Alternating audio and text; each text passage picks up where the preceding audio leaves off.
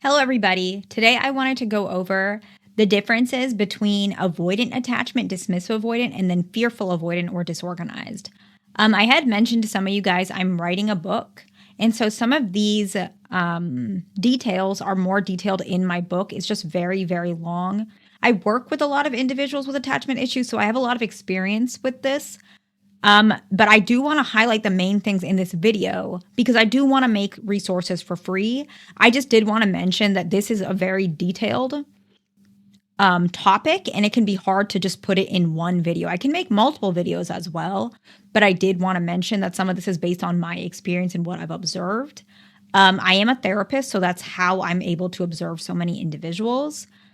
And dismissive avoidant individuals and fearful avoidants actually can be quite different. They both are avoidants, but they do have a difference in the way they kind of express themselves as well as a lot of different signs. And so I wanted to kind of go ahead and work through a lot of those differences, not all of them, but some of them so you guys can kind of tell. The thing is, a lot of the fearful avoidants that I work with, they tend to lean more dismissive avoidant. So a fearful avoidant in general is someone who has both components of avoidant and anxious. However, so usually they will be able to relate to both anxious and avoidant. However, the ones that I particularly work with, they're very excessive when it comes to trauma. So if a partner fits more of the avoidant attachment, but they have some anxious traits, that likely means they're fearful in general. But they also have some different characteristics for fearful avoidance. And so I'm going to talk about those types of things, but your partner can be fitting both dismissive avoidant and anxious preoccupied, and they would also fit as fearful. So let me go ahead and go over some of the different things. I'm just going to go with kind of signs of someone being dismissively avoidant and then some of the signs of someone being more fearful or disorganized. So the first one is avoidant attachment individuals. They tend to have an inflated sense of self-worth, which cannot always reflect of who they really are. Underneath the inflated sense is it's actually a coping mechanism to basically disguise that they feel flawed. But usually you can see that they're very inflated with their sense of self-worth, and fearful avoidants do that as well. But dismissive avoidants do it much more prominently. Dismissive avoidants, they tend to self-soothe by detaching and immersing in hobbies. They tend to have a difficulty with being vulnerable, both emotionally and intimately. They value independence and autonomy. They tend to be rigid with structuring, but they don't like planning things in advance because that can make them feel suffocated. They like their schedule, but they don't like you planning things in advance, if that makes sense. They tend to have an unrealistic or a very high standard for partners. Like ideally, that's what they want. They tend to be very emotionally distant. They tend to be charismatic at first, but then distant and aloof once the relationship kind of progresses. They tend to be very overachieving, kind of work-oriented. And we can see a lot of these individuals working in fields that have them to be working long hours. So a lot of avoidant attachment that I tend to work with, they do work in a lot of jobs where they can be gone for long periods of time.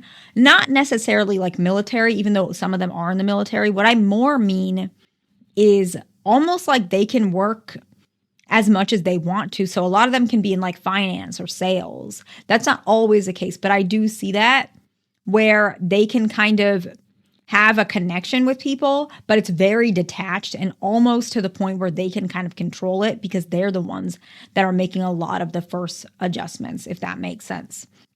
They tend to prefer casual intimacy in the bedroom, and they tend to avoid intimacy in long-term situations. And both dismissive avoidant and fearful avoidance do that. But fearful avoidance, they tend to be avoiding of it almost in general, whereas dismissive avoidance, they're totally fine with it in the beginning. They're very much upfront about wanting that in the beginning, and then it goes away. Dismissive avoidants are hypersensitive to criticism. The thing with dismissive avoidance that fearful avoidants don't always struggle with is dismissive avoidants tend to be, and this is just my personal experience, they tend to struggle with anger or impulse control. And they tend to use external sensations to self-regulate. So that can be like gambling, drinking, things like that. They also like to maintain the look of being single. So they may not tell their friends about being in whatever partnership they're in for long periods of time, even though it doesn't mean they're doing anything. They just want to appear like they are single because they're afraid to really let somebody into their life. And these individuals often are single for many, many years, and they don't want relationships. Whereas fearful avoidance, they seek relationships, but they also don't like the demands of a relationship. So fearful avoidance come across very hot and cold. Dismissive avoidance, they really don't want relationships, and they don't tend to feel very lonely without relationships. They have very little awareness of their own needs, and dismissive avoidance tend to have a very little awareness of their own attachment strategies. Often they feel like they believe they're secure. They also tend to not be aware of certain things that happened in their childhood. They may say their childhood is fine, whereas it really isn't, but they just portray it that way because they're very detached. Whereas fearful avoidant individuals, now we're going to go into some of the signs of fearful avoidant individuals, they tend to be very rigid with structuring, to the point of rigid scheduling, to the point of almost being a little controlling. So they might be like, on the weekend, I don't like anybody bothering me or texting me at this particular time window in the morning. I'm doing chores and I don't like being on my phone. They're very, very rigid, and they like knowing things in advance. So they like to know that you're going to be at their house like weeks in advance. Whereas dismissive avoidance, they don't like that at all. They like more of a last minute type of strategy. Fearful avoidance don't like that, because fearful avoidance don't like preparing, because they have that anxiety side. They don't like to prepare. They want to prepare, ahead of time what they may have to deal with socially. Whereas dismissive avoidance, they don't want to feel the pressure. So it's two different forms of not liking pressure. Fearful avoidance, they tend to behave as though they don't need friends or relationships, but they can want it, but they just don't feel like they need it. Whereas dismissive avoidance, they don't even feel like they want it. Fearful avoidance, they have trouble asserting their boundaries or saying no. So you can see a lot of fearful avoidance. They will be in a relationship for many years. They may be very detached from the relationship. They may not even be happy, but they just don't leave because they just have trouble asserting boundaries. Whereas dismissive avoidance, they'll just cut you off and leave completely. Fearful avoidance, more likely or not, they may monkey branch from relationship to relationship because they have a hard time letting go. A lot of fearful avoidance, they have difficulty of trusting themselves as well as other people. They tend to be able to open up, but they close off very soon after. Whereas dismissive avoidance, they have trouble opening up, but once they open up, they can kind of be more comfortable with it.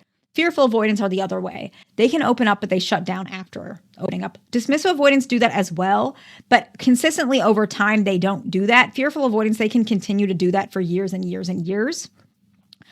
Fearful avoidance struggle maintaining both short-term and long-term relationships, whereas dismissive avoidance are fine with the short-term. The long-term is where they struggle with. Fearful avoidance struggle with both.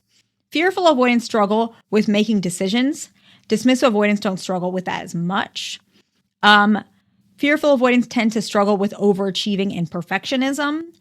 They tend to feel uncomfortable or almost disgusted, some have repeated to me or told me, when they feel like their partner betrayed them. So they're very uncomfortable with betrayal, to the point where fearful avoidance may feel very negatively towards their partner. Dismissive avoidance, they may cut them off, but they don't have a negative feeling necessarily, not comparison to fearful avoidance.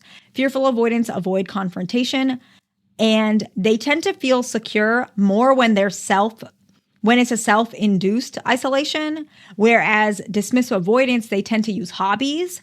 Fearful avoidance tend to be a little bit more detached. So they may be alone and maybe showering or doing like eating or like daily tasks, but not hobbies. Whereas dismissive avoidance, they self-soothe using hobbies. So it may be like watching football or playing basketball. Whereas fearful avoidance, it might be just like being alone, shutting in your room, scrolling on your phone, or just cleaning. It's not necessarily something deeply engaging. Fearful avoidance, and this is not healthy, and I notice this much more with fearful avoidance and dismissive avoidance, they may maintain contact with past lovers for many, many years, even when they're in happy relationships. Whereas dismissive avoidance, they can cut those past lovers off, especially when they're in happy relationships. And fearful avoidants, they tend to have periods of overly anxious tendencies. And then after that, it's followed by a huge amount of detachment or even severing bonds. I don't know if that made a lot of sense, but these are kind of the things that I have established when I look at fearful avoidance and kind of in dismissive avoidance when I learn more about them. This is what I've evaluated with working with them. And if anyone has any questions, there's a lot more. I understand that these can still have an overlap, but overall, fearful avoidance, they have moments where they have anxious tendencies, even clingy and controlling tendencies. Whereas dismissive avoidance do not really ever have that. They can be controlling, but they never have a tendency where they really need you or really want you. They don't ever show that. Fearful avoidance, they do, and they pull away completely. So that's the summary of the difference between them. But I hope that this makes a little bit of sense. I know that the difference between fearful avoidance and dismissive avoidance actually can be a little more subtle. And so it's hard to kind of describe it in this sort of way. At one point, I can give actually like different case studies and evaluations of people so that it makes more sense. But go ahead and subscribe, like, and I'll see you in the next one.